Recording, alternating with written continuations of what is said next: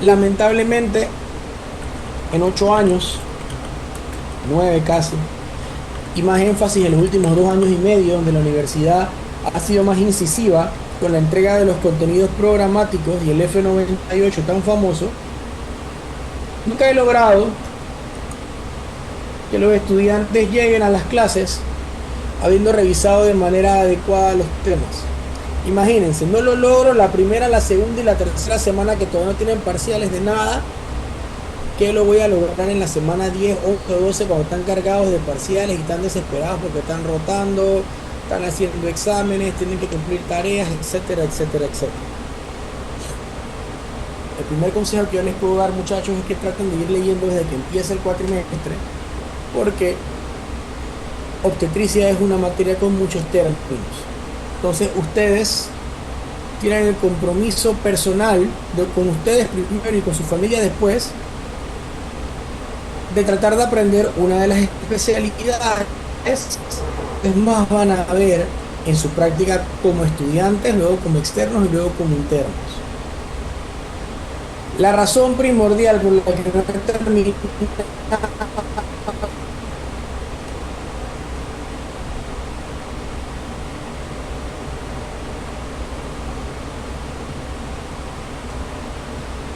es a partir del mes de febrero. Yo estoy coordinando con el doctor Jaramillo, que es el coordinador del hospital simulado, a Profe, ver, díganme. no se le entendía nada, o sea, se cortó y de una vez se escuchó el doctor Jaramillo. No, Vamos a tener problemas toda la tarde porque el internet me sigue mandando mensajes que tengo el internet inestable. Me toca coordinar, por eso no les he entregado la programación, a ver qué podemos hacer, porque obviamente el equipo es nuevo y estamos familiarizándonos con el equipo, qué actividades formativas, no sumativas aún, podemos realizar con el equipo de simulación. Así que por eso no les he entregado el contenido programático. Específicamente hablando, esas actividades no se van a hacer en las horas de clase, porque entonces me quedo sin tiempo de la de clase, por eso es que estamos viendo cómo lo coordinamos con ustedes. La ventaja que sean 24 y que no sean 50 o 60 estudiantes es que probablemente sea más fácil ubicarlos para cumplir con sus semanas de rotación,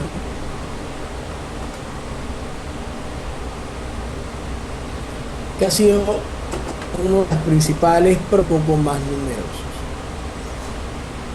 ¿Me explico?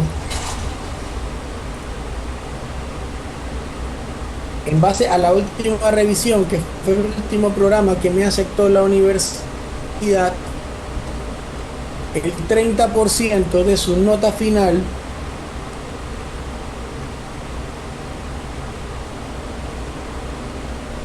el 30% de su nota final corresponde a 3 exámenes parciales. La rotación clínica de ustedes corresponde al 20% de los exámenes parciales. De la distribución que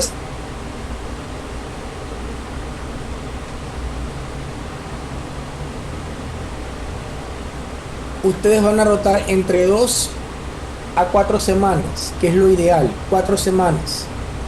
En el caso tal que no complementemos las 4 semanas de rotación en tiempo real, yo voy a conversar con los preceptores de cada uno de ustedes con la opción de que me cumplan las horas de rotación en turnos para poder idealmente hacer una actividad más práctica para ustedes.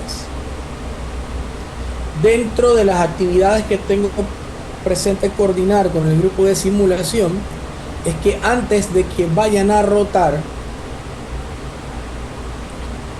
poder hacer simulaciones de atención de parto vaginal con Victoria, que es el nombre del simulador de atención de parto. La ventaja nuevamente de no ser un grupo tan grande es que es fácil trabajar con 24 en 2 grupos de 12 o inclusive en 4 grupos de 6 para las simulaciones. En el acápite que dice pruebas cortas, aparece como pruebas cortas, no porque yo les vaya a colocar a ustedes pruebas cortas. La verdad que la experiencia me ha demostrado que de manera sumativa no son muy buenas. Sin embargo, nada quita que la próxima semana tengamos una prueba diagnóstica eh, de los temas que tienen que haber visto hoy y de los temas que vamos a ver la próxima semana. Todo depende de qué tanto pueda avanzar yo esta semana.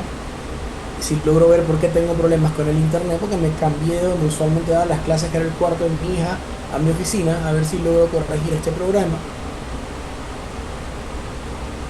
El 10% que aparece bajo la cápita de pruebas cortas corresponde a un póster virtual que ustedes van a presentar en el grupo que yo les voy a asignar, del tema que yo les voy a asignar. Y ya con la de este cuatrimestre, hemos desarrollado 3 bosquejos de una revista virtual.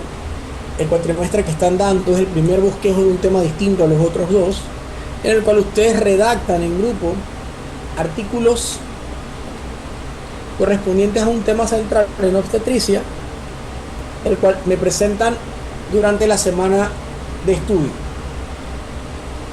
Yo les voy a asignar los temas porque realmente he considerado la opción de no repetir los temas todos los cuatrimestres para evitar que se presten la tarea o que yo no me aburra de escuchar lo mismo todos los cuatrimestres con ustedes.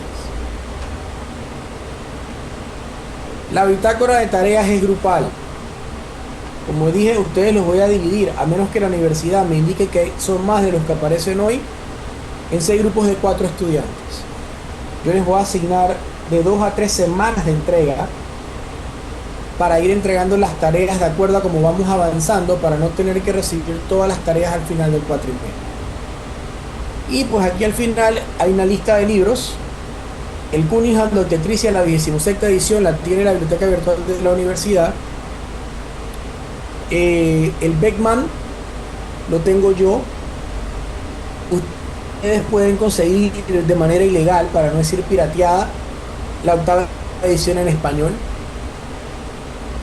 El Oxford Food del labor de parto, la edición solamente está en inglés. Y la sexta es la segunda en español,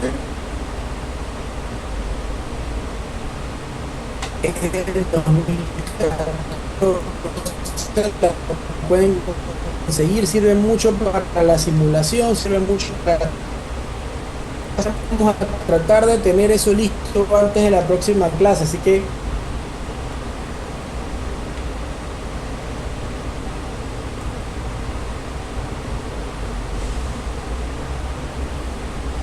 ¿a dónde me escucharon? Hasta que dijo la última clase.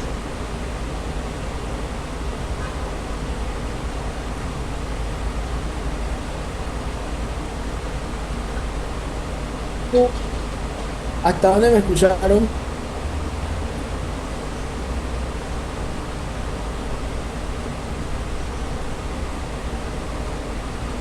No sé si solamente fui yo o mis otros compañeros, pero yo solamente pude escuchar cuando estaba mencionando el inicio de dónde se podían conseguir los libros. Chicos,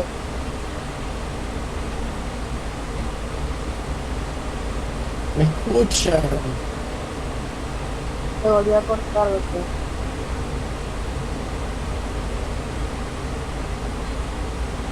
¿Hasta dónde me escucharon? Fueron por pedacitos, profe. O sea, habló del libro, se cortó, después habló de la próxima clase, se cortó. ¿Hasta qué hora tienen clase hoy? Con usted creo que hasta las 5 Hasta p.m. las 5. Y después de la clase conmigo, ¿qué clase tienen?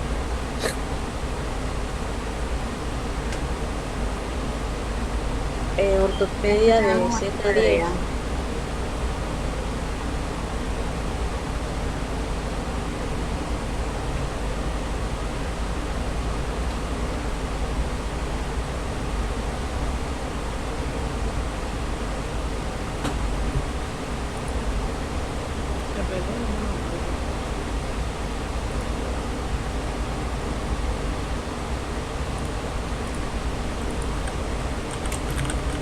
definitivamente no puedo dar clases así. Hacemos esta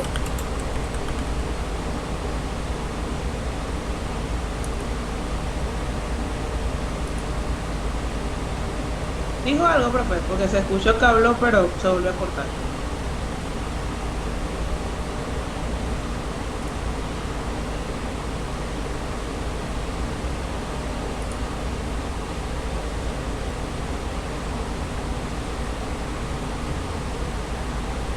A ver, vamos a hablar del primer tema y si al final no me escuchan, Dana, me escribes y yo suspendo la clase luego cuando reponemos esto porque ya menos. Definitivamente complicado luchar contra los problemas de competencia, Doctor, y si intenta dar la clase especialmente para este tipo de con la clases. cámara apagada. Bien, cuando se me cayó la señal les explicaba que los libros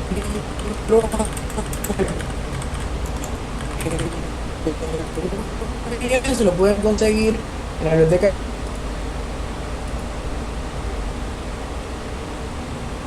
¿Perdón?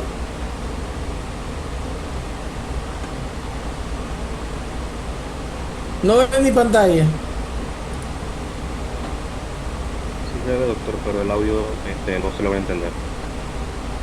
Se escucha por parte. No, se le entiende, sí se le entiende, pero bastante poco. De repente si apaga la cámara, creo que puede mejorar la red. Podríamos intentar. No, es que yo no voy a perder el tiempo.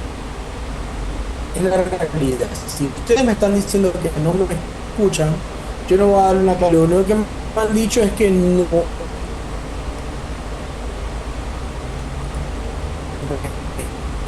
escuchan.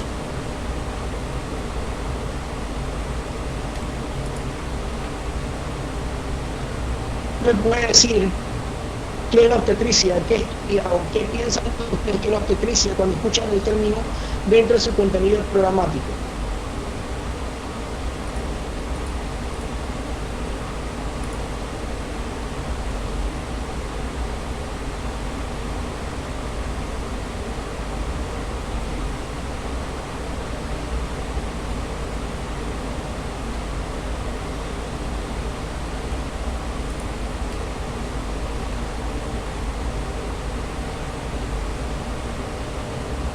Luego,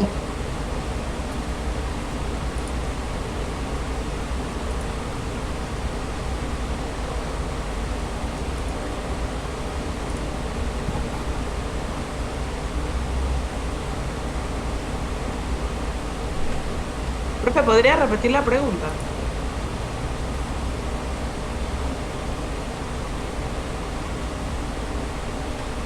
vuelvo y pregunto, ¿alguno de ustedes está en capacidad de decirme qué es la obstetricia? ¿Qué piensan ustedes que es la obstetricia o a qué les suena cuando escuchan el término obstetricia? Yo podría decir que es más que nada sobre la reproducción y la reproducción humana, claramente.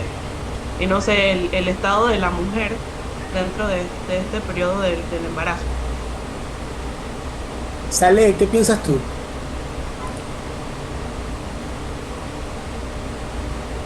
Bueno, para mí, más que todo, pues la ciencia que se encarga de ver lo que es la vida humana antes, durante y luego de todo el proceso, pues, durante la vida reproductiva. Caballero Joaquín. Para mí, el término preciso se refiere al estudio de los cambios fisiológicos en los hijos, anatómico, al momento de la implantación, hasta el momento del parto, durante ese intervalo de hasta la mujer, pues, los cambios se están dando en los partos que están anteriormente en la parte. ¿Alguien más quiere agregar algo distinto a lo que sus compañeros han mencionado?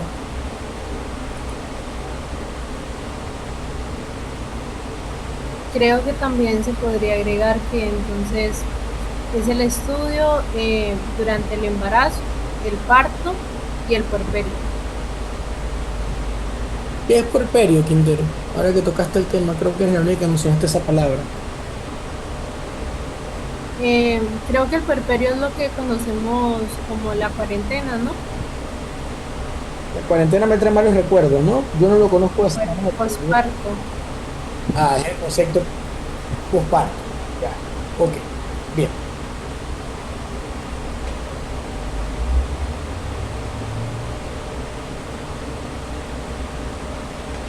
La obstetricia es una rama de la medicina, definitivamente, que se encarga del estudio del concepto de la reproducción humana, pero no solamente se centra en el concepto del embarazo, ya que va a evaluar la salud en lo relacionado al embarazo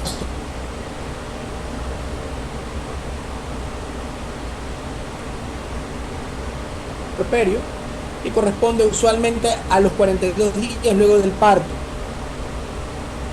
También, además de estudiar el concepto de la reproducción humana, la obstetricia tiene que ver con la evaluación de la salud del feto, realizando una evaluación durante gran parte del periodo del embarazo de 2 pacientes a la vez. Dicho de otra manera, la obstetricia también tiene un impacto, una importancia bien de, ya que los indicadores, tanto maternos como neonatales, se utilizan para evaluar la calidad de la atención en salud en los países. Yo podría decirles a ustedes que la obstetricia, yo podría dividirla o podría explicarla en 4 momentos de atención. Yo podría hablar del concepto de un cuidado preconcepcional. Y aquí explicaré una pregunta que probablemente les repetiré más adelante. Pero, a ver, Cassiaris Laguna. Sí, diga. Cassiaris, ¿en qué momento una paciente debe iniciar el cuidado de un embarazo? Desde que sabe que está, o sea, desde su primer retraso sería que sabe que está embarazada, o sea, le salió la prueba positiva. Una vez te sale la prueba positiva, me parece un momento adecuado. ¿Qué piensas, Gil Fátima?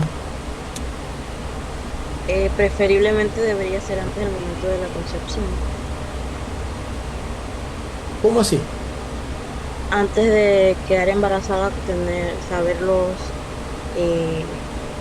riesgos o complicaciones del embarazo y todo lo que conlleva.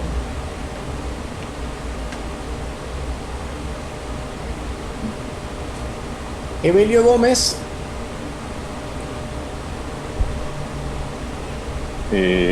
Bueno, a mi parecer debería ser desde que la pareja está planificando, para así poder verificar, digamos, la historia familiar en caso de que se puedan presentar alguna complicación durante el embarazo. Ok, yo combinaría las últimas 2 definiciones que dieron ustedes para dar una respuesta correcta. Realmente sí. Porque es que yo estaba esperando que Laguna me dijera, porque tú me dices, desde el momento de antes de estar embarazada, quiere decir que todas ustedes deberían ya estar un obstetra planificando. Que no colocaste lo que comentó Evelio al final, donde él dice, en el momento que tú decides, voy a buscar un embarazo, es el momento donde tú deberías ir a la atención con tu obstetra. Y eso es lo que corresponde al concepto de cuidado preconcepcional. Lamentablemente nuestra América Latina y nuestra alta tasa de embarazo no planificado y embarazo en adolescente, pues determina que muchas veces nuestras pacientes acudan exactamente en el momento en el que la primera compañera mencionó. Es que cuando me sale la prueba positiva o cuando tengo un atraso, peor aún, algunas veces las pacientes ocultan su embarazo con el objetivo de pensar de que un día se va a despertar y simplemente no va a estar embarazada hasta que pues ya se está dando a luz, entre broma y relajo. El segundo gran momento de la obstetricia viene a ser el cuidado antenatal, que básicamente es lo que conoceremos como control prenatal. Es aquella paciente embarazada que tiene citas periódicas dependiendo del grado de complejidad de su embarazo, para poder lograr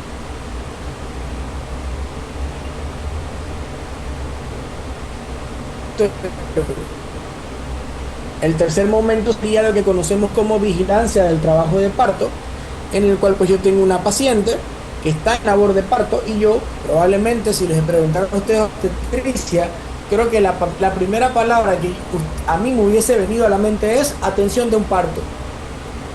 Es lo primero que yo hubiera pensado. Y finalmente lo que mencionó su otro compañero, que el periodo en que la mujer se recupera de todos los cambios, tanto normales o cambios patológicos que pudieron haber habido durante el embarazo, conoceremos como puerperio.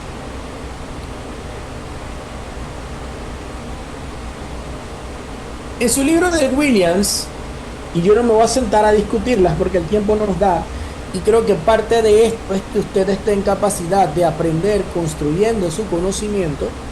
Hay una lista probablemente de 30 definiciones que usted tiene que leer, entender y comprender acerca de lo que es la obstetricia. Entre ellas, lo que es periodo perinatal, la definición correcta de nacimiento, lo que es peso al nacer. Como si fuese un glosario, está en su libro, usted tiene que leerlo y tiene que entenderlo. Si algún término le genera duda a usted, antes de empezar la próxima clase, si el internet no los permite, pues podemos discutir alguno que otro. Bien. A ver a quién no le he preguntado. Hilary Gustavino. Sí, doctor. Hilary, si yo te pregunto a ti qué sabes de los principios de bioética, ¿qué me podrías contestar, hija?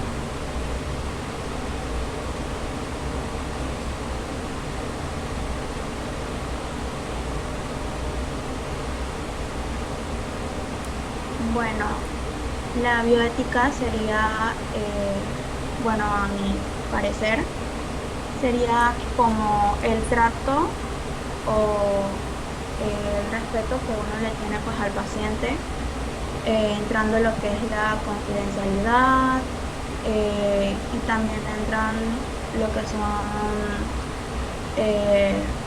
normas legales en cuanto a revelar información del paciente a otras personas. Vamos a ver quién más, alguien más.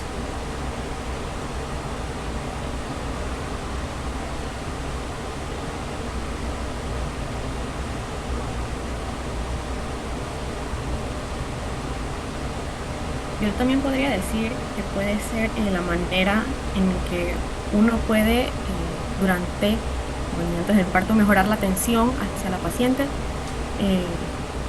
y también tomarla en cuenta a la hora de tomar decisiones. Nunca les han hablado acerca de los conceptos de principios de bioética en ninguna materia.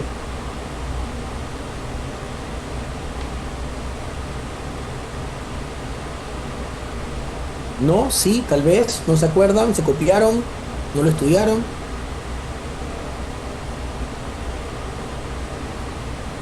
Yo por mi parte de bioética, doctor, es más que todo el trato que se le da al paciente para que cuando se toma el beneficio que riesgo, como dicen la diapositiva, está basado en los datos. Bueno, realmente los principios de ética no tienen nada que ver con normas legales, realmente hablando. Y tampoco tiene que ver con el trato al paciente, porque no estamos hablando de cordialidad, no estamos hablando de respeto, no estamos hablando de buenas prácticas clínicas, que sería otra cosa. Estamos hablando del concepto de bioética, que más que nada es saber qué es lo que está bien o qué es lo que no está bien. Y bajo ese concepto, los principios de bioética son 4 que están colocados en la diapositiva que ustedes deben estar viendo. El principio de autonomía, el principio de beneficencia, el principio de no maleficencia y el principio de justicia. El principio de autonomía Básicamente es el respeto que por derecho tiene un paciente a tener su opinión. Es muy importante la obstetricia y ha tomado un valor en los últimos 10 a 15 años el concepto del parto respetado o parto humanizado. Lo más común en una práctica médica institucional es que yo, paciente, y lamentablemente muchas hago cosas sin explicarle a mi paciente lo que estoy haciendo. Bajo ese concepto, yo médico le estoy fallando a mi paciente y no estoy repitiendo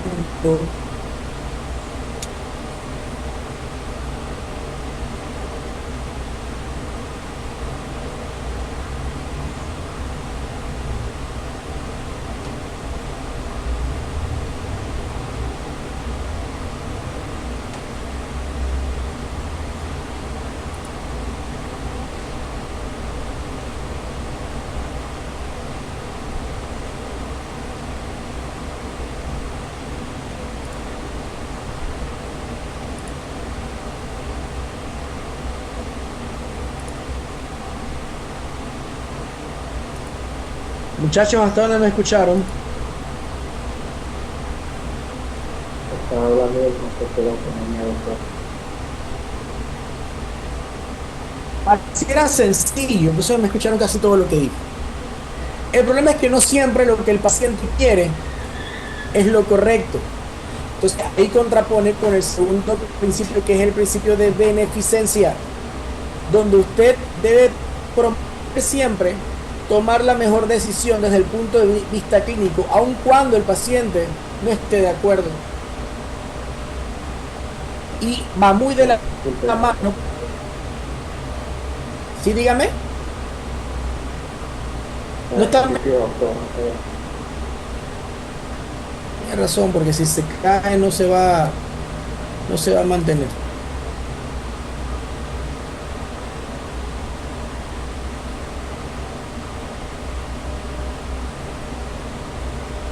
Y finalmente está el concepto de justicia, que corresponde en dar lo que corresponde a cada paciente, hacer lo que se debe hacer.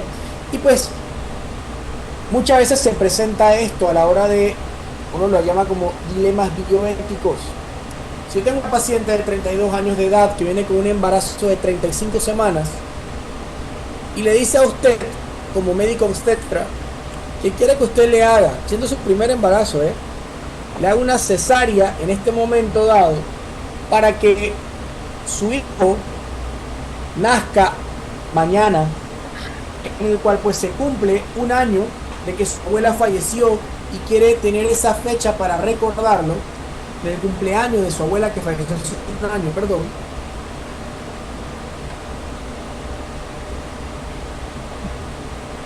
Cuando ella le presenta todo esto a usted le dice a la paciente que no es recomendable por la salud del bebé que usted interrumpa un embarazo sin una razón médica antes de las 39 semanas. Si yo les pregunto a ustedes en este momento, ¿cuál de los 4 principios anteriores, autonomía, beneficencia, no maleficencia y justicia, contraponen? ¿Quién de ustedes me podría decir cuáles y por qué?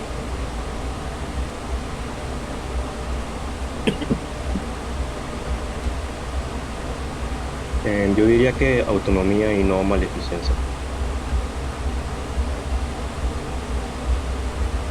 ¿Por qué?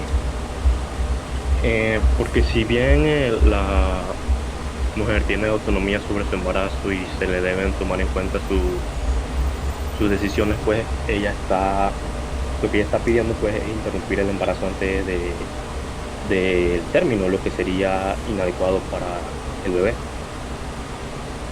Exactamente. Inclusive estaríamos fallando para el bebé el concepto de beneficencia, pero realmente se están contraponiendo exactamente los dos que tú mencionas, porque la paciente dirá, es mi embarazo, es mi cuerpo, es un eslogan muy famoso que utilizan los lugares que promueven la decisión de la mujer de poder interrumpir de manera voluntaria su embarazo.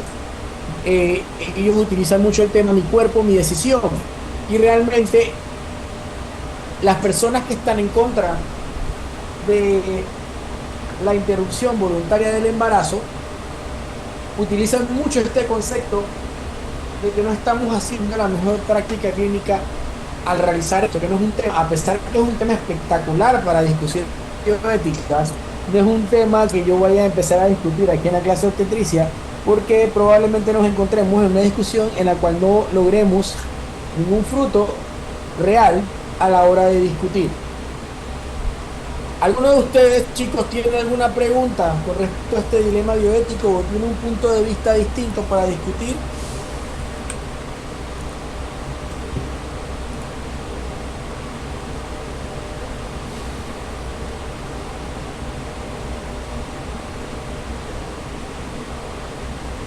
Nadie. Coño, pero por favor, dígame, no, doctor.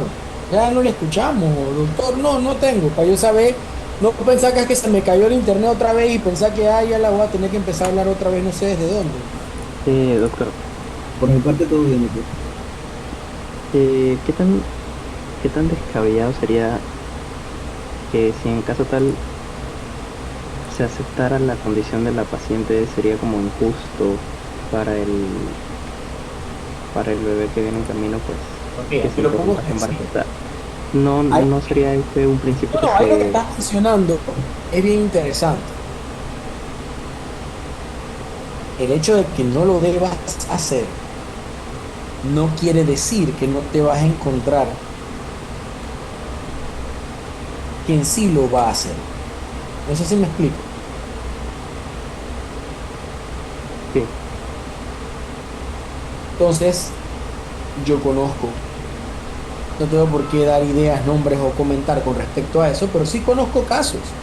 Es más, hace mucho tiempo atrás, cuando yo estaba empezando mi práctica privada, yo tuve una paciente, estaba desesperada porque yo le hiciera la cesárea en X fecha. Por algo similar, realmente incluso el caso clínico viene bien parecido a lo que fue con ella, pues realmente. Al final yo no la atendí el parto, pero la joven estaba desesperada por tener un parto en una fecha en particular que ella quería que se complementara, se cumpliera el embarazo, y en aquel tiempo tenía 35 semanas. No te puedo decir que le hubiera dicho a ella, hombre, yo te lo hago. La respuesta es sí. Yo conozco y sé de casos que han pasado, pero el problema es que la razón por la que no se interrumpe hoy en día el embarazo a esa edad gestacional es porque está documentado que el recién nacido puede presentar desde un riesgo menor, pero puede pasar a un síndrome de distrés respiratorio del recién nacido, puede llegar a presentar también una taquipnea transitoria del recién nacido y puede quedar con morbilidades importantes. Entonces, puede llegar el momento donde alguien te presente una demanda o un reclamo debido a que usted tomó la decisión de interrumpir. Y usted puede decir que la paciente se lo solicitó y la persona que le puede presentar la demanda a usted le va a decir que el médico era usted y usted es el que sabía que ponía en riesgo al recién nacido. Así que es muy interesante todo esto, ¿no? Otro tema que se usa mucho en la obstetricia es el concepto de la cesárea en petición materna. Usted no puede llegar a un hospital público y decir, yo quiero que usted me haga cesárea. Pero usted puede llegar a mi consulta privada y usted dice, doctor, yo quiero que usted me haga cesárea. Yo le digo, bueno, las 39 semanas. Usted dice, doctor, está bien, pero quiero cesárea. Sin siquiera probar un trabajo de parto. Hay quienes dirán, doctor, usted está respetando la la autonomía del paciente, pero no le está dando el beneficio de la beneficencia, sabiendo que lo mejor para la paciente es el parto vaginal. El Colegio Americano de Obstetricia y Ginecología en ese momento saca una publicación donde dice que realmente yo podría aceptar ofertarle a una paciente que me pida hacerle una cesárea sin indicación, siempre y cuando me diga que ella se va a operar para no tener más hijos, porque realmente el riesgo importante con la cesárea, más allá que incrementa la mortalidad de la paciente, entre otras cosas, es las complicaciones en embarazos posteriores. Pero creo que no nos da tiempo de establecer esta discusión, podemos presentarlo en otro momento dado, pero es importante porque estos dilemas bioéticos ustedes tienen que verlos y sí les va a ayudar a ustedes a tomar decisiones y se les va a presentar, no con la palabra dilema bioético, en el resto de su formación como estudiantes de medicina. Bien, yo siempre les digo que muchos podrían criticar, les coloco, les hablo del concepto de muerte materna en la primera clase cuando ustedes están comenzando, pero creo que es el mejor momento donde puedo colocarlo para conversar acerca de la importancia de la mortalidad materna en la salud pública. El año pasado corregí las estadísticas porque pues los tenía colocados con la última estadística que podía encontrar, que era la del 2010, ahora la corregí del 2020. Se dice que en el año 2020 murieron aproximadamente 287.000 mujeres por causas relacionadas al embarazo o el parto. Es una información que ustedes pueden buscar en la Organización Mundial de la Salud. Y se estima en promedio que ahorita mismo en la década del siglo XXI, en la tercera década del siglo XXI, al año mueren aproximadamente 3 millones de recién nacidos, 3 millones de óbitos. Un óbito, como usted podrá verificar cuando usted revise los términos, es aquel embarazo el cual termina o muere el feto dentro del útero con más de 28 semanas de edad, perdón, más de 22 semanas de edad. Doctor, si no hemos dado nada de obstetricia, ¿por qué usted me va a hablar de muerte materna? Porque resulta que la muerte materna es un indicador importante del tipo de salud que estamos brindando en un país. Cuando yo era estudiante de la escuela secundaria, wow, hace más de 20 años, ¿vale? 20 años, se hablaba mucho en aquel tiempo de los objetivos del milenio. Los objetivos del milenio desde el punto de vista epidemiológico era una lista de propuestas que se habían reunido un grupo de países en la década final del siglo XX, creo que en el segundo lustro del 1990, donde establecieron una serie de objetivos que debían cumplirse para el año 2015. Hoy en día se habla de los puntos, se me ha olvidado el término correcto, que hacia el 2030. Específicamente hablando, con mortalidad materna se había propuesto reducir las muertes maternas por debajo de un 15%. Solamente los países de primer mundo lo lograron. Muy pocos países en vías de desarrollo lo lograron.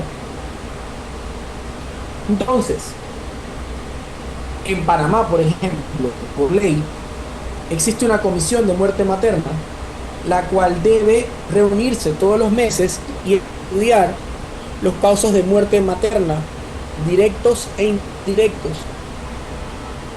que se presenten a nivel nacional. ¿Qué es una muerte materna directa?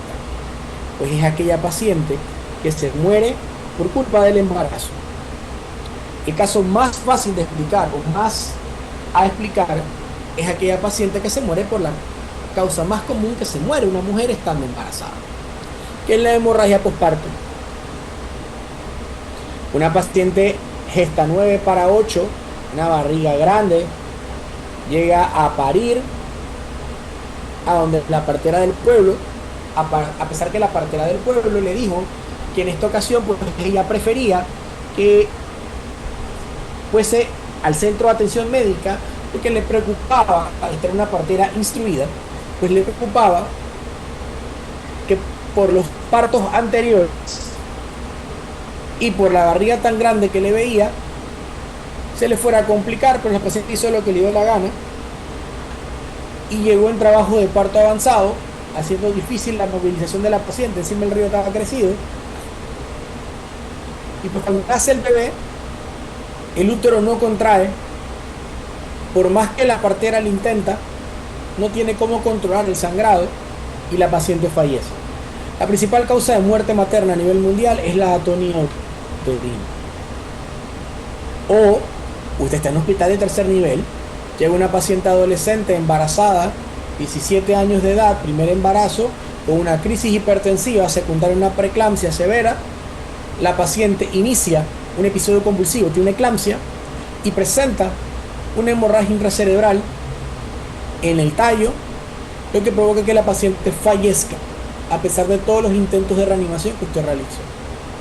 La preeclampsia es una complicación obstétrica. La mató la preeclampsia, de una hemorragia intracerebral. Es una muerte materna directa. O de una paciente cardiópata a quien su cardiólogo le aconsejó no quedar embarazada, ya que por su edad y a consecuencia de complicaciones secundarias al COVID grave que sufrió en el año 2021, que agravó su condición cardíaca de base, no era recomendable tener un embarazo, porque el embarazo lo que más cambia es el sistema cardiovascular.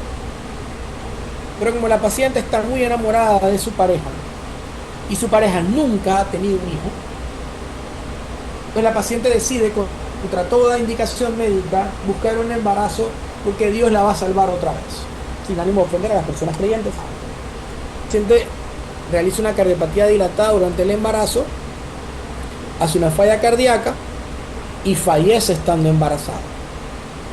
No se murió por culpa del embarazo, pero el embarazo agravó una condición preexistente. Eso se conoce como muerte materna indirecta, y ambos, la directa como la indirecta, son indicadores de salud pública. Ahora bien, si una paciente embarazada está paseando por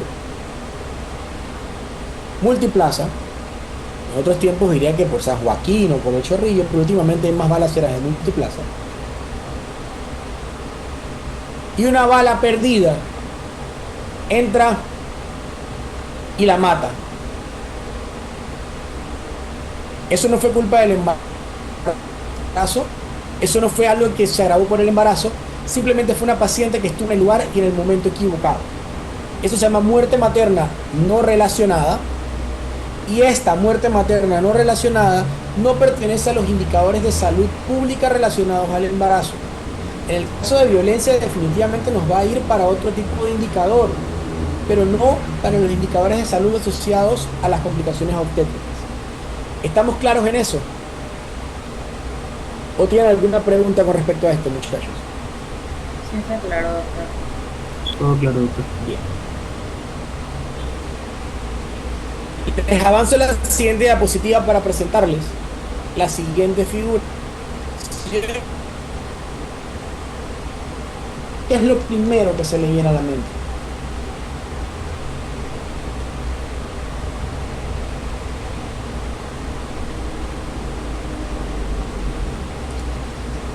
Me refiero a la figura del tímpano de hielo, ¿no?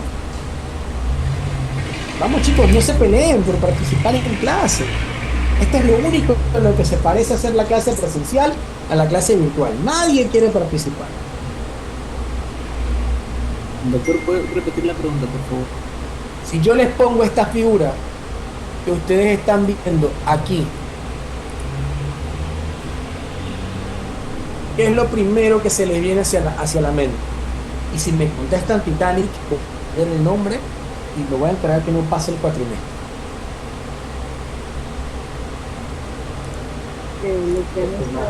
A ver, Astrid, dale, a ver. Que lo que creamos que es una situación sencilla o fácil de resolver, realmente puede ser más complicado de lo que parece. Me parece interesante. Creo que Joaquín iba a decir algo también. Este imagen del aire hace referencia a lo que la mayoría de la gente observa, conoce por parte de la sociedad, pero no conoce del lado, digamos, el lado oscuro de eso, los detalles y donde hay uno y los secretos que ocultan. Los secretos que oculta, wow, qué profundidad de pensamiento. Me parece bastante interesante. Más o menos tiene que ver con lo que ustedes más o menos están mencionando, ¿no?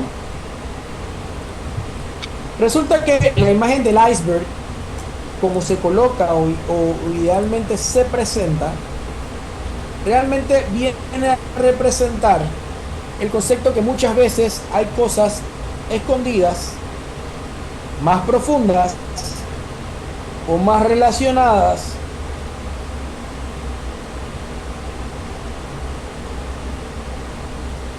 de lo que usted está viendo. Y eso es lo que pasó con los objetivos del milenio en ese momento dado. Los países desarrollados encontraron la manera de disminuir las muertes maternas. Sin embargo, nos siguieron presentando complicaciones. Y de ahí nace el concepto de morbilidad materna severa. Es aquella paciente, y nace del término en inglés que no tiene una traducción directa al español, near miss. El near miss, por traducción o por definición, era aquella paciente que casi se murió. ¿Qué pasa? Que si yo tengo muchas pacientes que casi se me mueren, pero logro salvarlas porque tengo un equipo de resucitación o tengo muchos implementos para salvarle la vida, o simplemente la salvé pero quedó con secuelas, pues que no necesariamente estoy brindando una salud obstétrica de calidad, porque definitivamente tengo muchas complicaciones y no es lo que yo quisiera tener con mis pacientes. Entonces, a partir de esto nace el concepto de morbilidad materna severa, que es aquella paciente que presenta complicaciones directas o indirectamente relacionadas al embarazo, la que se complica gravemente, sin embargo sobrevive. Entonces, si la paciente de nuestro primer caso que les mencioné, pues logramos cargarla, llega al hospital, y en el hospital, cuando empieza a sangrar, que tiene el parto, se complica, pero hay sangre para transfundir y hay un quirófano en el cual podemos entrar y sacar el útero para que no siga sangrando, y se salva a pesar que le coloqué 3 pintas de sangre, estuvo en intensivo por 48 horas, etcétera, etcétera, etcétera. Ya no es una muerte materna directa, pero eso no quiere decir que no cuente como indicador de salud. Ella es un concepto de movilidad materna severa, y se sabe que si yo tengo 10 muertes maternas y yo, miren, logré bajar mi número, lo que realmente yo debo evaluar es cuántas pacientes con morbilidad severa yo tengo, porque para poder hablar de un sistema de salud adecuado, yo debo tener pocas muertes maternas y debo tener pocas pacientes graves, porque quiere decir que yo pude ofertar un servicio de atención en calidad a mis pacientes y reconocer esa paciente que estaba en riesgo de complicación y evitar que se le presentara. Y estadísticamente hablando, se dice que todos los días a nivel mundial hay 16.000 casos nuevos de morbilidad materna severa, que se van acumulando, que en el mundo viven aproximadamente 300.000 millones de mujeres con complicaciones a corto y largo plazo. Y todos los años se acumulan 20 millones más de pacientes dentro del grupo de morbilidad severa.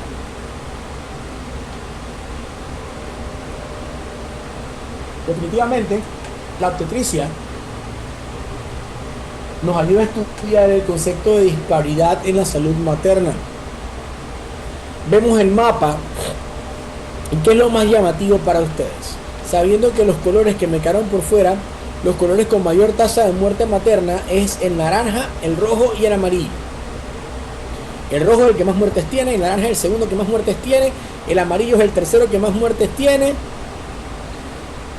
y de ahí los lugares que menos muertes tienen es el celeste más claro. ¿Qué les llama la atención? Las zonas que siempre están afectadas por mayor morbilidad o mortalidad, no solamente a nivel materno, sino en todo, que es África, pues. El peor lugar para quedar embarazada a nivel mundial es en África subsahariana. Es el peor lugar en el que usted podría quedar embarazada. La mayor tasa de muerte materna a nivel mundial es África subsahariana. Se sabe que en los países desarrollados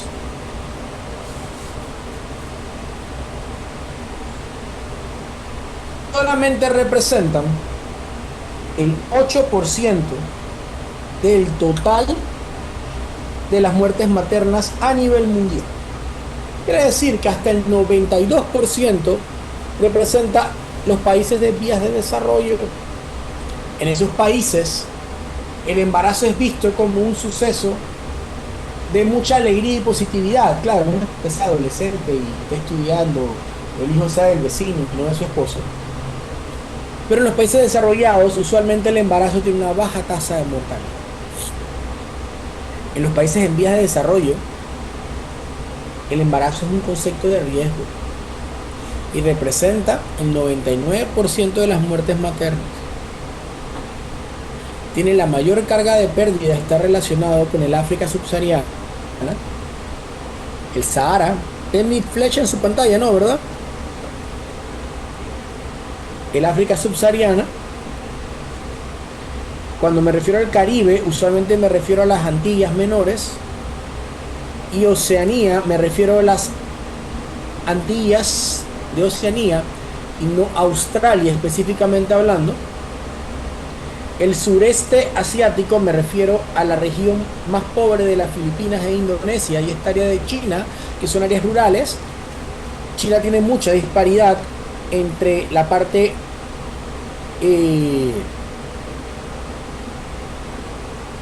bien desarrollada y la parte no desarrollada, y Latinoamérica.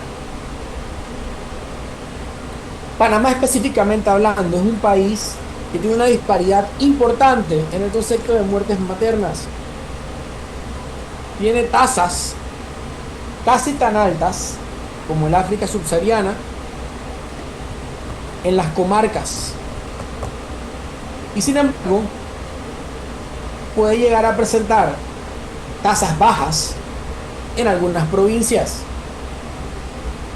Obviamente tuvimos un incremento importante, ahora se los voy a enseñar, en la tasa de muertes maternas durante la época del COVID. Se considera que gran parte de esto fue el déficit en la adquisición de servicios en salud debido a todo lo relacionado a la pandemia que se presentó pues en aquella época. Miren este concepto, y a pesar de que la bibliografía en que lo saqué ya tiene sus añitos, me gusta mucho esta frase. Es un proverbio de Kenia, que es un país de África subsahariana, que dice que muchos nacimientos significan muchos entierros. En un lugar donde la tasa de muerte materna es tan alta como en África subsahariana, definitivamente tener muchos embarazos representa tener muchas muertes. Y aquí están las principales causas de muerte materna: hemorragia postparto, preeclampsia, sepsis, parto obstruido y aborto, y sus complicaciones son las principales causas de muerte materna en países en vías de desarrollo. La preeclampsia y la sepsis cambian cada cierto tiempo entre el segundo y tercer lugar, y sin embargo son las principales causas de muerte materna a nivel mundial. Panamá. No es que en Chiriquí no se muere nadie, no se presentaron datos con respecto a esto. Obviamente la comarca Nove es un lugar donde hay mucha muerte materna. Miren en rojo la comarca Gunayala y Darién, y la comarca Nave Buglé, en la parte que corresponde aquí, pues definitivamente son los lugares con mayores tasas de muerte materna por cada 100.000 nacimientos. Es muy triste. ¿Por qué Panamá como ciudad tiene una tasa más alta? Porque Panamá recibe las complicaciones y al momento de hacer este dato se registra el lugar donde se muere la paciente y no el lugar de donde nace la paciente como caso clínico para la muerte materna. Entonces, por ejemplo, en 2022 se reportaron 39 muertes maternas. La razón de muerte para ese año fue bien alta, 63.9, y la principal causa fue hemorragia postparto. Y aquí en Panamá pues hubo más muerte por sepsis que trastorno hipertensivo del embarazo. Podemos ver el incremento. Se había logrado bajar de manera importante hacia el segundo lustro de la década del 2010. Sin embargo, esto fue COVID. No solo porque COVID mató al paciente, sino porque hubo una disminución en la atención materna. Y para terminar ya esta clase y darle 5 a 10 minutos de descanso antes del último tema, me gusta esta diapositiva porque me coloca que cuáles son los problemas que generan complicaciones en la asistencia materna segura y eficaz.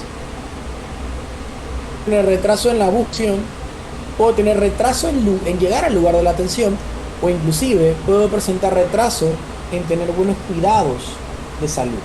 Por ejemplo, las creencias y tradiciones implican mucho en el primer punto. Hay lugares donde la mamá no puede decidir buscar atención médica porque las parejas pues consideran que su mujer no la puede ver un hombre, y como su mujer no la puede ver un hombre, tiene que ir a un lugar donde la atienda una mujer, o simplemente considera que los médicos no somos las personas adecuadas para brindar una atención y prefieren ir donde el brujo o curandero de la región en lugar de buscar una atención adecuada. El segundo problema es el retraso en llegar a la atención. Al lugar de la atención, yo puedo tener una paciente que vive en una montaña y que está clara que ella tiene que ir donde su médico va a atenderse, pero resulta que lamentablemente hay una gran inundación donde ella vive, y al haber una gran inundación donde ella vive, el río se crece, y al crecerse el río, la paciente no puede buscar la atención y simplemente se muere. Y el tercero, que definitivamente es un problema grave de salud pública, es cuando yo tengo una paciente que decide buscar la atención en salud, pero resulta que cuando llega al puesto de atención primaria que le quedaba más cerca, resulta que no hay médico, no hay personal de salud, o si hay médico, hay personal de salud, pero resulta que nuestra paciente no tengo que ofrecerle más que una acetaminofén. Entonces, pues definitivamente ya ese es un concepto grave en lo que tiene que ver con atención primaria, atención estatal de salud, pero bueno, son temas para otro tipo de presentación, no para nuestra clase de obstetricia. Y siempre es importante mencionar por el concepto de mortalidad y morbilidad, y la cifra sigue incrementando. El embarazo en adolescente representa hasta un 11% del total de embarazos a nivel mundial. Es un estigma social por la interrupción de la infancia de la paciente. Se sabe que la paciente adolescente tiene 5 veces más riesgo de perder la vida por causas asociadas al embarazo. Y en algunos lugares la mortalidad y morbilidad va de un 38%. Y pues hay mayor probabilidad de morbilidad materna porque las pacientes adolescentes tienen mayor riesgo de presentar crisis. Debería ser presentado en ginecología. No estoy seguro que se lo estén dando ahorita mismo. Sin embargo, es importante que usted sepa el concepto de embarazo no planificado, no utilizar ya el tema, creo que cada vez se usa menos, de embarazo no deseado, y debemos saber que lamentablemente nosotros no tenemos un acceso a una anticoncepción de emergencia universal. Anticoncepción de emergencia son los métodos de planificación para aquella persona que tuvo relaciones sexuales sin protección y tiene un riesgo de embarazo, no anticonceptivos reales. Y pues conocer que en nuestro país, en Panamá, la esterilización voluntaria solamente es aplicable para aquella paciente que tiene 23 años y 2 o más hijos. Preguntas.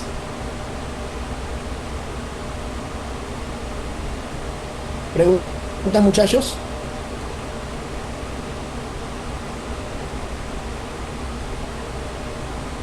¿Preguntas o no me escuchan?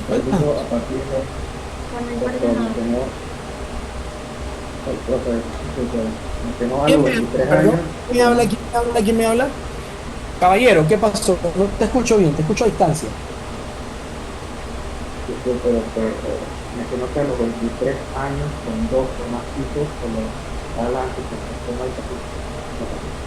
Si eres mujer, ojo, porque para no hay una reglamentación tan importante. Si eres mujer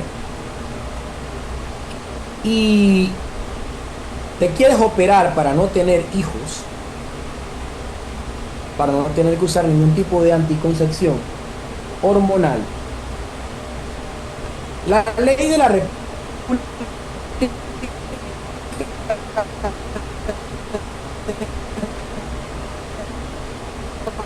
Panamá dice que yo te puedo operar siempre y cuando tengas 2 o más hijos. Si tienes 30 años y un hijo, no te puedo operar en un hospital público porque me puedo meter en un problema antes que me caigan encima. Esa ley no tiene nada que ver con Maverick Guerra. Es una ley de la República. No tiene nada que ver conmigo. Y aunque a mí no me parezca que es correcta, les puedo decir que una vez yo pregunté por los vacíos legales correspondientes específicamente para las pacientes que tienen más de 23 años y no quieren tener más hijos, pues la persona a la que le pregunté me dijo que realmente ya no estaba tan de acuerdo con esa ley porque ella consideraba que debían ser 25 y 3 hijos como se hacía antes. Imagínense. Entonces, obviamente no es conmigo que tienen que tener esa discusión.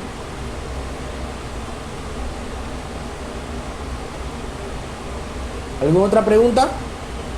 Doctor, esa ley solo es a nivel público. Ah, qué bien que captaste el sarcasmo. Si tú llegas a mi consulta y tú me dices que te opere, y realmente como tú estás firmando, yo te puedo operar. Porque tú vas a entrar, nadie te va a ir, pero en los hospitales públicos tienen que seguir las reglamentaciones de las normas nacionales. Si eres hombre, por ejemplo, pues te puedes hacer la vasectomía a la edad que quieras. Nadie te va a preguntar cuántos hijos tienes, nadie te va a preguntar si tienes 23 años o más.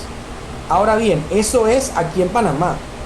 Tengo entendido que en Colombia la mujer se puede operar cuando le dé la gana, no importa que no tenga hijos. Entonces esa es una ley, una normativa pues nacional, ¿no? No es que eso es a nivel mundial. Por ejemplo, en China, creo que eso no lo han cambiado, en China usted solamente puede tener un hijo porque están sobrepoblados. Entonces por eso hubo mucha migración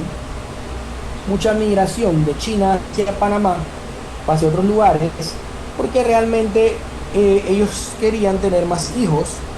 Y también hubo muchos abortos en China, porque pues la cultura de ellos prefería el hijo varón para la conservación del apellido y todas estas cosas. Y si la mujer quedaba embarazada y era niña, pues definitivamente implicaba que iban a interrumpir voluntariamente el embarazo.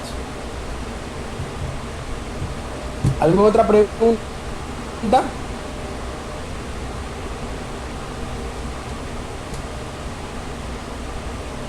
Sí, no, tal vez.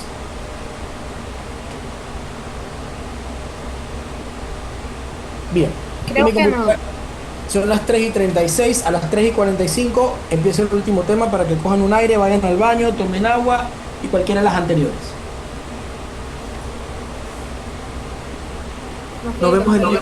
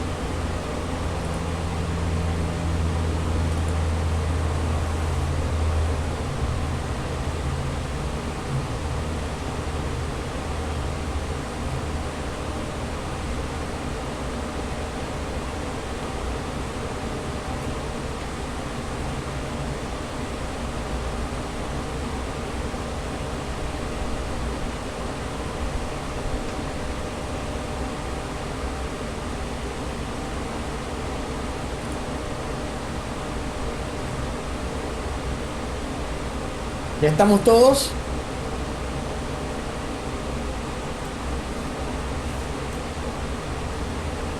Por mi parte sí, doctor.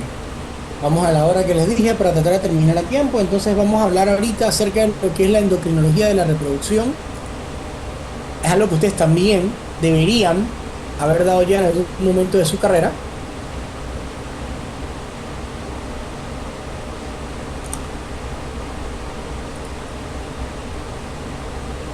Y es algo que ustedes también deberían ver un poquito más profundo en ecología, donde debieron haber visto.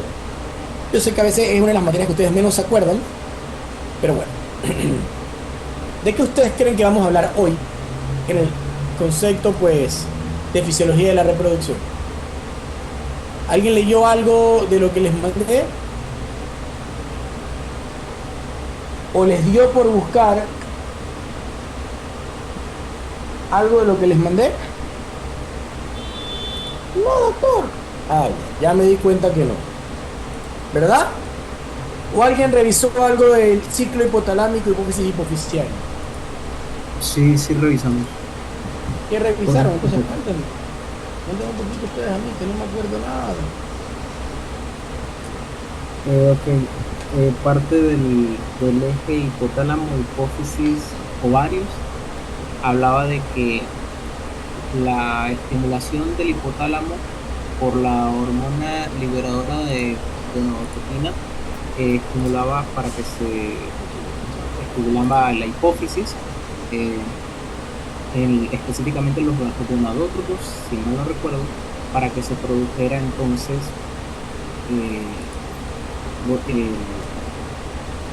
FSH y hormona luteinizante. Entonces, la hormona luteinizante iba a actuar directamente en los ovarios, en el cuerpo lúteo, para la formación de progesterona, y también en la teca, y en la teca lo que iba a producir eran andrógenos. Y por otro lado, la FSH entonces iba a actuar sobre unas células que la verdad, doctor, no recuerdo el nombre específico, pero básicamente lo que hacían era que iban a utilizar los andrógenos que ya se habían producido para formar entonces los estrógenos.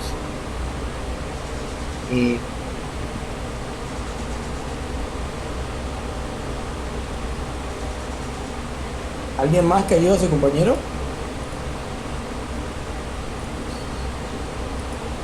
¿O solamente fuiste tú el que leíste algo? Yo también leí algo, doctor. Además de las dos hormonas mencionadas por mi compañero, también leí sobre la producción de oxitocina liberada por la neurohipófisis. ¿Qué cosa libera la neurohipófisis? La oxitocina. ¿Y qué tiene que ver en el ciclo reproductivo? La oxitocina, bueno, yo leí sobre eso, que estaba implicada en el trabajo durante el parto, que promovía como la contracción, y también para la producción de la leche.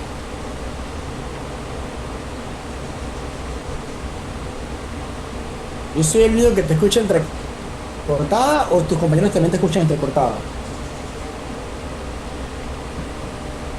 ¿Lo puedo repetir? Ahora sí me escucho. Sí. Ok. Bueno, comentaba que además de lo que dijo mi compañero, también leí que en la neurohipófisis se libera oxitocina, que participa durante la contracción, en la contracción durante el parto, y también para la producción de la leche.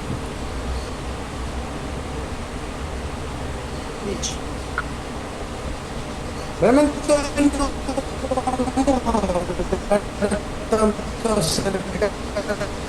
lo que hace la neurohipófisis, porque realmente si en el rol que corresponde al desarrollo de las contracciones durante el trabajo de parto, cuando yo me refiero a ciclos reproductivos, básicamente me refiero a los cambios hormonales y locales que se dan en el ovario primordialmente y en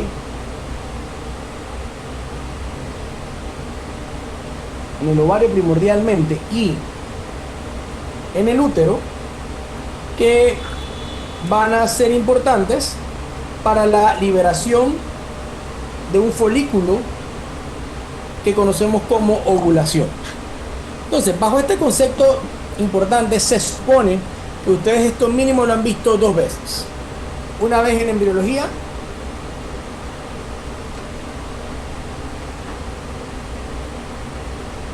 y una vez en fisiología, porque está dentro de sus contenidos programáticos. Yo personalmente, en lugar de hablar de un eje hipotálamo, hipófisis, ovario, yo suelo hablar de un eje hipotálamo, hipófisis, ovario, endometrio, porque realmente los cambios endometriales son igual de importantes a la hora de establecer o de obtener en una paciente que está o no planificando, específicamente hablando, una gestación. ¿Sí recuerdan haber dado algo de esto en las materias que les estoy mencionando?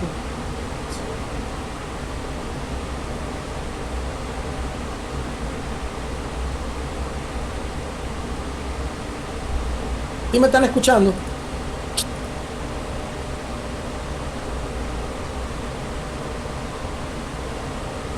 ¿Me fui? Sí se lo he escuchado, doctor. Y bueno, yo sí lo recuerdo de fisio. Bueno, un poco. Yo siempre les hago un comercial barato, aunque me había propuesto en algún momento dejar de hacérselos, porque muchas veces a ustedes les incomoda. Ustedes, desde hace más de 10 años, como estudiantes de medicina, están obligados a presentar un examen de certificación médica para poder siquiera realizar su internado médico. Sí, doctor, lo sabemos, tenemos pesadilla con ello, ahora pues tenemos que dar clase con Mario y nos estamos quedando con Mario, perfecto. Eso no es parte del tema. El detalle es que si ustedes fuesen albañiles, constructores o arquitectos, ustedes saben que para poder construir un buen edificio requerimos bases sólidas en la construcción, porque si no lo hacemos, pues lamentablemente el edificio que va hacia arriba se va a caer. Lamentablemente la experiencia me ha demostrado que usualmente ustedes no tienen bases sólidas de las ciencias preclínicas, no necesariamente por culpa de sus docentes, aunque siempre es más fácil culpar al docente. La realidad es que muchas veces uno piensa que estas materias no son del todo importantes a la hora de ejercer una práctica médica. ¿Para qué yo quiero saber eso si yo voy a ser médico general? Pero resulta que para poder dominar la fisiopatología, usted necesita tener un concepto importante de la fisiología, que es una interacción importante entre lo que es anatomía y bioquímica. Entonces, definitivamente, yo siempre se los digo, hay una deficiencia importante por parte de ustedes en ese concepto. Y lo que más me preocupa muchas veces es que es una deficiencia consciente. ¿A qué me refiero a una deficiencia consciente? Es que ustedes lo saben, pero no hacen mucho con respecto a eso. Entonces, bajo ese concepto, para mí es vital, pues importante tratar, ¿sabes?, de recalar en el subconsciente de ustedes y recordarle pues la importancia. Pero cuando les hago esta pregunta en clase, veo su cara de póker, como que nunca hubieran escuchado el término. Además, ahora como les apagué la pantalla por culpa de mi conectividad, pues no veo la cara de que no sé de qué me está hablando. Pero bueno, partimos entonces del tema de la clase. El hipotálamo no es una estructura.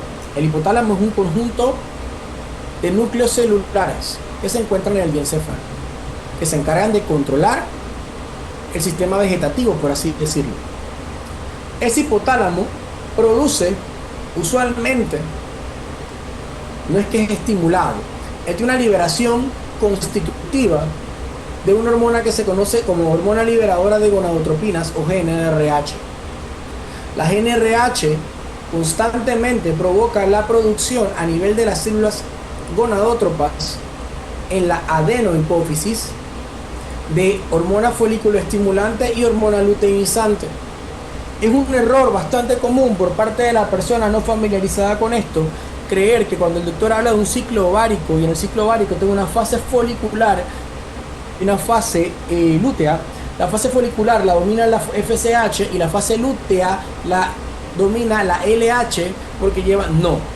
Resulta que ambas hormonas predominan en la primera fase del ciclo y son producidas en diferentes concentraciones de acuerdo a la frecuencia de liberación de pulso de la hormona GnRH. Como su nombre lo dice, la hormona folículo estimulante se encarga del reclutamiento de los folículos. Y la hormona luteinizante debe su nombre a que se relaciona con la producción del cuerpo lúteo mediante la ovulación. ¿Qué es un folículo? ¿Quién de ustedes sabe qué es un folículo?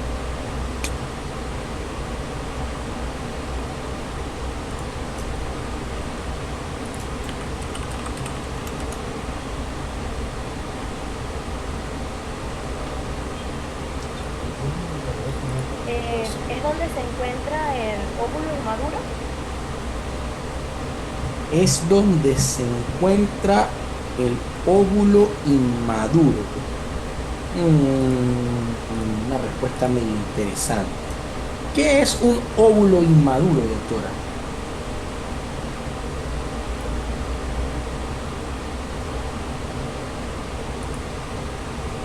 Perdón, ¿cómo digo? ¿Qué es un óvulo inmaduro? Para mí sería como que todavía no se ha desarrollado. ¿Alguien más tiene una respuesta distinta?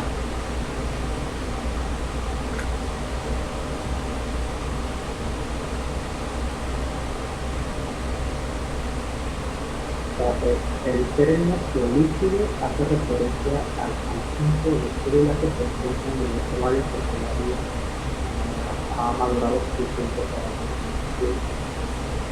Eso me suena una respuesta buscada en Google, pero dale, vamos a utilizarla por la... Es correcto. El folículo es un grupo de células, que se encuentran en el ovario y que en él se encuentra la célula germinal, la cual no es que no se ha desarrollado, hija, no, por eso es que no es del todo correcta la respuesta, sino que no ha madurado completamente, quizás sea el término o la categorización más correcta, o sea, no ha madurado completamente. Resulta que ustedes, las mujeres, a diferencia de nosotros, los hombres, nacemos con un conjunto de células germinales determinado desde nuestro desarrollo intrauterino.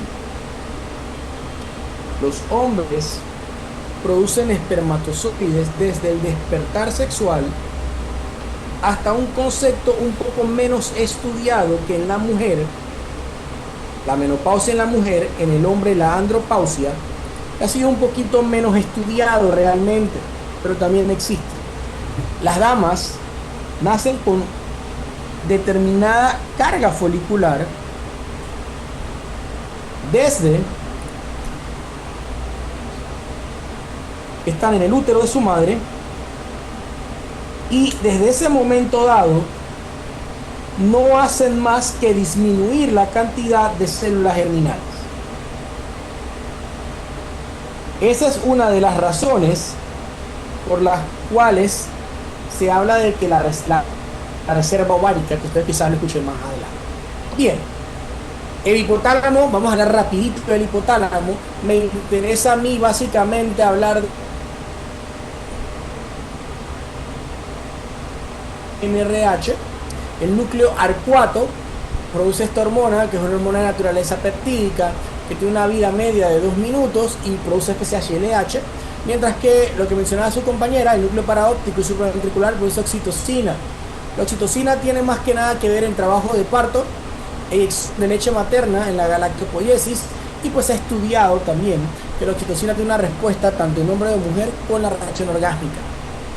La hipófisis, que se conoce como glándula pituitaria, se encuentra alojada en la base del cerebro en la silla turca.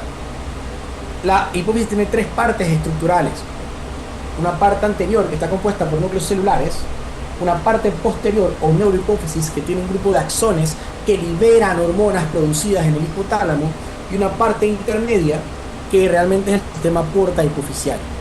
En esa adenohipófisis hay grupos celulares para producción de hormonas tirótropas, que es de las que van la TSH, de hormonas corticotrópicas, que tienen que ver con la producción de hormonas ACTH hacia la glándula suprarrenal; las gonadótropas, que son las que estamos viendo, que se producen tanto en hombre como en mujer; las lactótropas, que producen prolactina, que es el que va a sintetizar la leche materna; las somatótropas, que se encargan de la producción de hormona de crecimiento; y las melanocorticótropas, que se encargan de la producción de la hormona estimuladora de los melanocitos.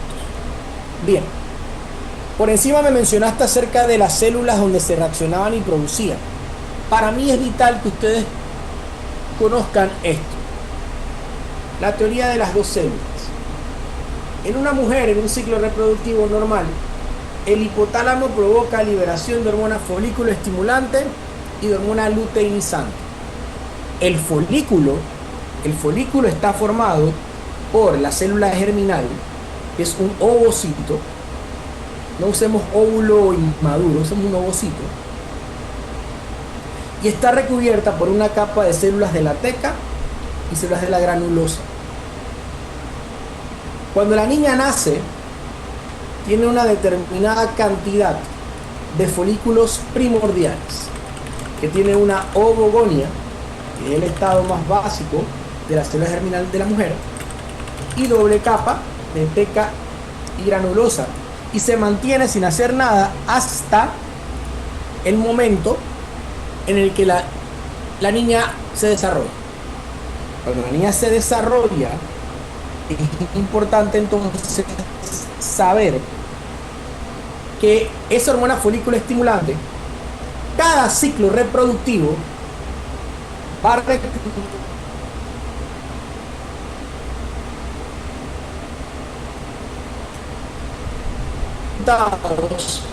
tienen células de la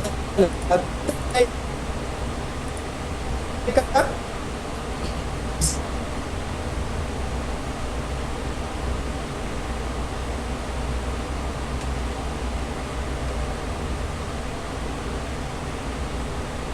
Esos folículos, al ser reclutados,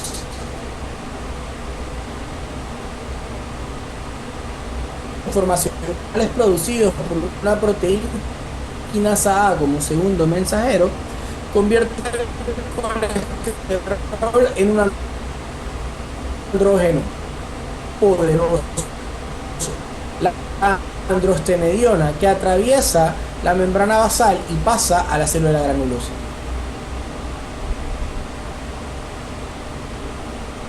Que se activa al unirse la hormona folículo estimulante con su receptor en la célula granulosa, convierte a la androstenediona en estrona, que es un potente estrógeno, y lo transforma por medio de 17 beta hidroxilasa en estradiol 17 beta, que es el estrógeno más poderoso. Resulta que este estrógeno va a hacer crecer los folículos, y mientras crece va a darse en ese folículo, la célula germinal va a completar su reproducción meiótica, parcialmente hablando. Recuerden que hay una reproducción celular meiótica y mitótica. La mitótica produce 4 células hijas idénticas a la madre. La meiótica produce células haploides para favorecer la reproducción sexual. Este estradiol se va a unir a los receptores en el folículo, y el folículo que más receptores tenga de estradiol es el que más va a crecer y va a pasar de folículo primario a folículo secundario y finalmente al folículo terciario o preovulatorio. Bien, cuando hablamos de ciclo reproductivo, yo tengo que pensar lo que está pasando en el ovario, pero también debo pensar lo que está pasando en el endometrio. Entonces, por eso a mí me gusta hablar de un ciclo reproductivo, un ciclo ovárico y un ciclo endometrial también. Por convención y por cambios hormonales, yo fijo el inicio del ciclo reproductivo el primer día de la menstruación de una paciente. La paciente que no queda embarazada va a tener la visita de la menstruación, que no es más que la descamación de un endometrio que sufrió cambios esperando un embarazo. Por más que lo veamos o lo pensemos como un castigo del cuerpo que quiere un embarazo y usted se niega, porque usted a su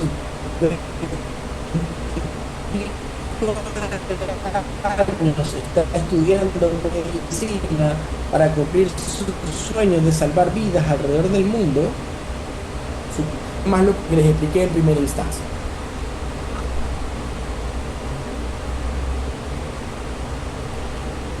¿Me siguen? Sí, doctor. Bien. En el ciclo ovárico, yo tengo una fase folicular que casualmente se extiende desde la menstruación, el reclutamiento folicular, hasta el momento antes de la ovulación. Mientras se da la fase folicular en el ovario, en el endometrio, al terminar la descamación de la menstruación, empieza por efecto del estrógeno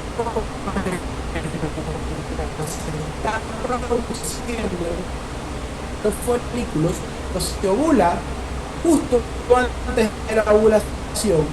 Ese ovocito primario que teníamos dentro de ese folículo terciario completa la primera reproducción meiótica, y se forma el ovocito secundario y se forma el primer cuerpo polar. Usted ovula un ovocito secundario, se da la ovulación y las células del folículo que quedan en el ovario se transforman en cuerpo lúteo, que se va a encargar de producir progesterona, y esa progesterona es la que hace que el endometrio se compacte y se torne secretor.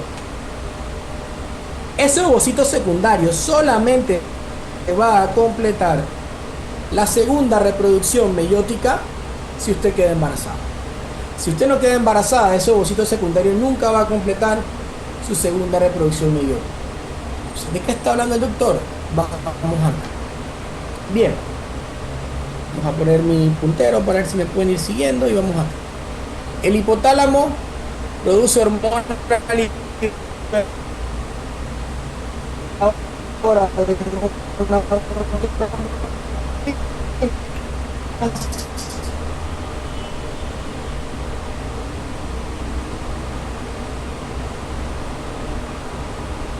esa hormona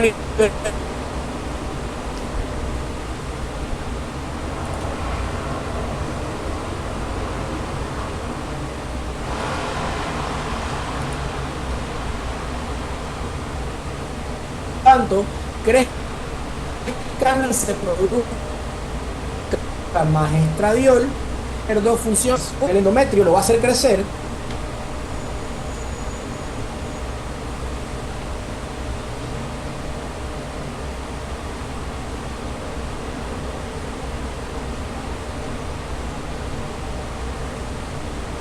¿Hasta dónde me escucharon? ¿Empecé el cuadro o empiezo nuevo?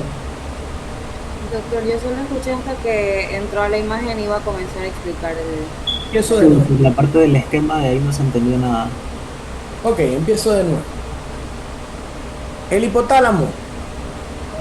Falta la proyección, doctor. Sí, yo sé. El hipotálamo produce hormona liberadora de gonadotropinas.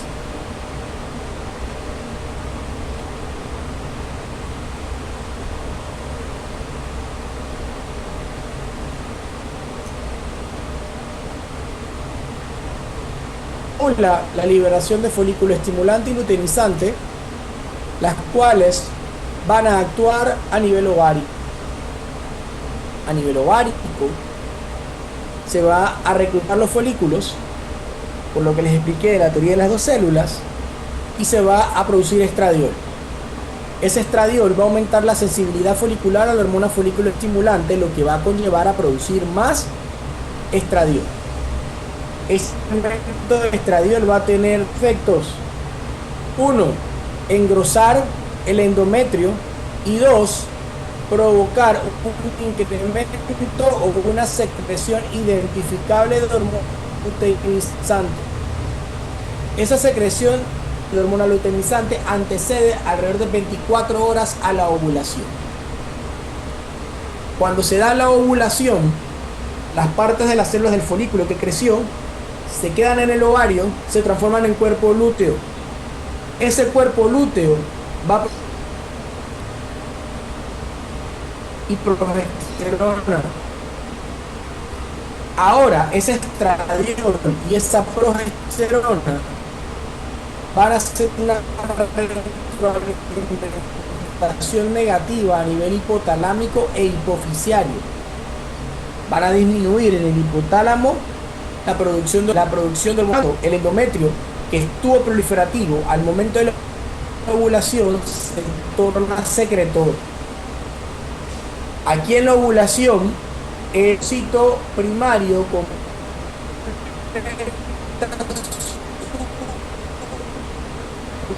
primera división meiótica y se transforma en ovocito secundario. Pero ¿qué pasa?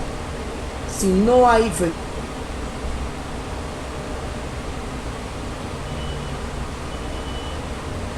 no es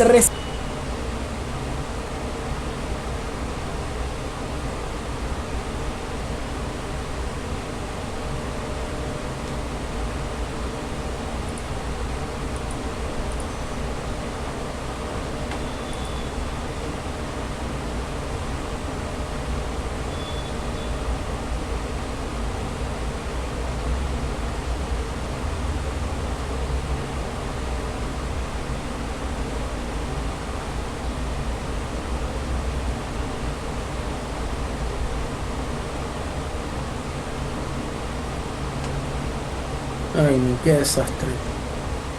Luego,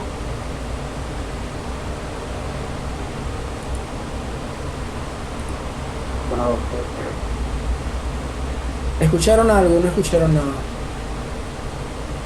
se salió de versión.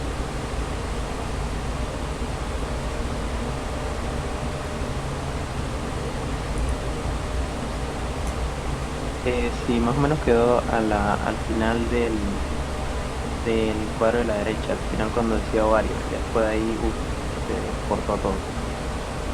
No joder. Como 5 minutos, 3 minutos hablando solo.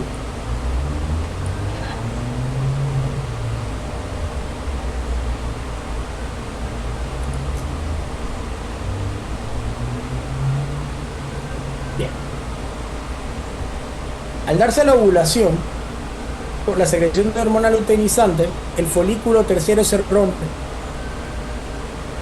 Se rompe el folículo terciario, quedan células en el ovario que se transforman en cuerpo lúteo, y ese folículo que se rompió libera un ovocito secundario. O sea, mi ovocito primario completó su primera liberación meiótica y se forma un ovocito secundario que se va a detener en la metafase 2 y no va a completar la meiosis a menos que haya fecundación.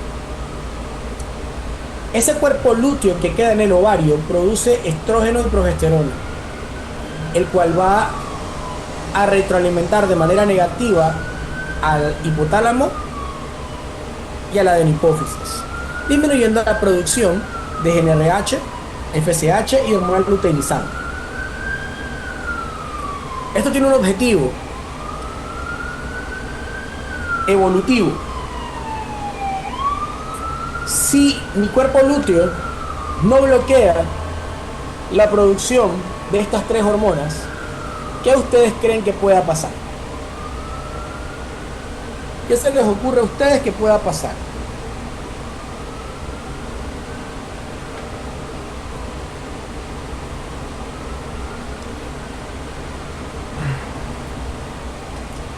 Que va a haber una sobreexpresión de hormona luteinizante y de folículo estimulante.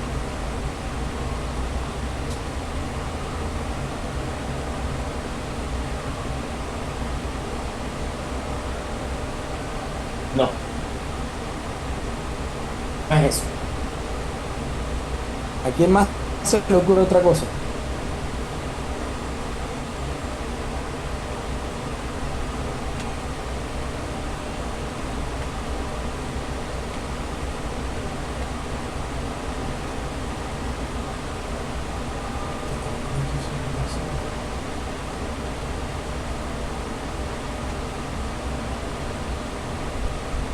¿Nadie se le ocurre otra cosa? ¿O me desconecté sin darme cuenta? ¿Tendrá algo que ver con la reserva ovárica?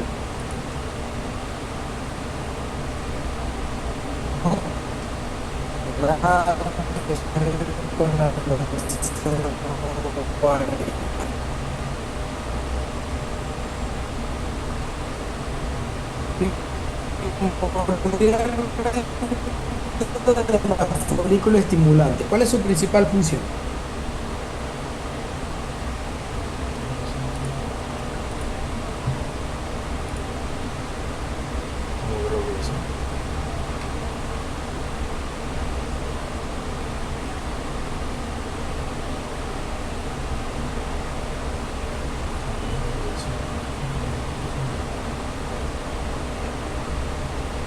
Hormona folículo estimulante estando embarazada.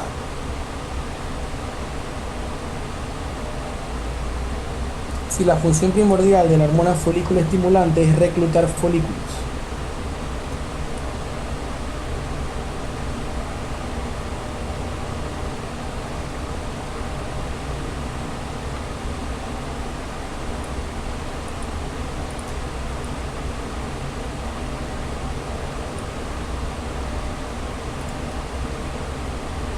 No es promover el crecimiento No se les ocurre nada. o sea, de los positivos. Puede tener otro embarazo. Exactamente, puede ocurrir otro embarazo. Y en la especie humana eso no está descrito. Podríamos tener una superimpregnación, lo cual no está escrito en la especie humana. Si yo no hago una retroalimentación negativa adecuada en mi ciclo reproductivo, yo puedo tener una fecundación, puedo iniciar un embarazo y ese embarazo puede terminar o puede haber otro embarazo si se mantiene un ciclo reproductivo extra. Eso no pasa en el ser humano, no debe pasar en el ser humano bajo ninguna circunstancia. Entonces es lo que puede pasar. Por lo tanto, yo tengo que proteger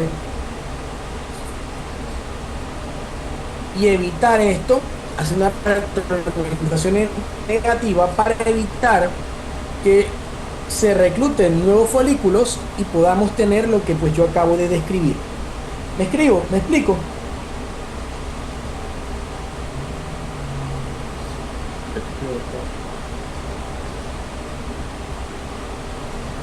Bien. Si no hay embarazo, el cuerpo lúteo tiene una vida promedio de 14 días. A los 14 días, el cuerpo lúteo muere y al morir el cuerpo lúteo disminuye la producción de progesterona y de estrógenos. Esa disminución de progesterona provoca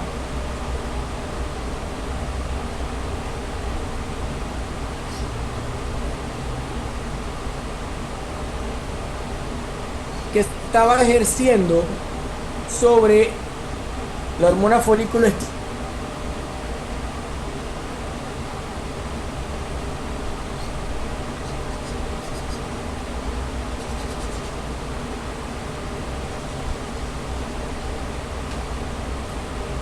Básicamente esto en diferentes escalas.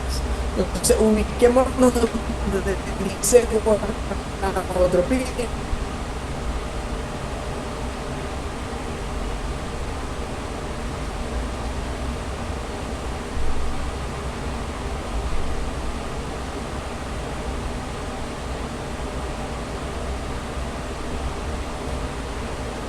Más de crecer el folículo, crece el endometrio.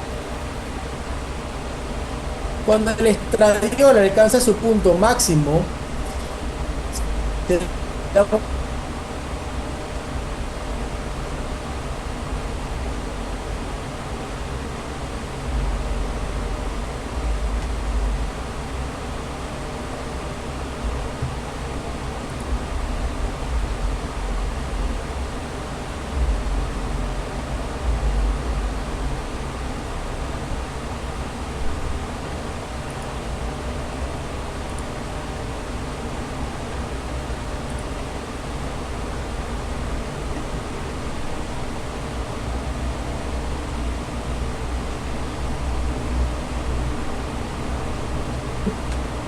explosión. La hormona folículo estimulante, la hormona luteinizante,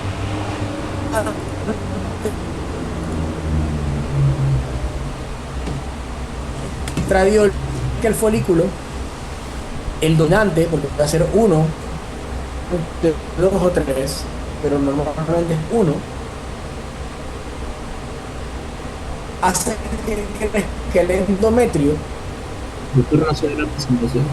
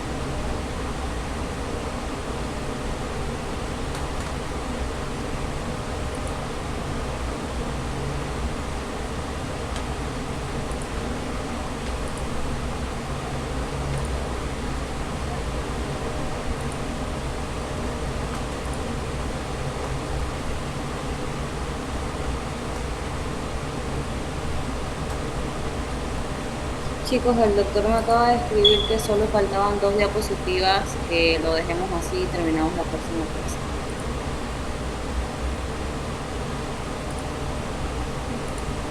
Gracias.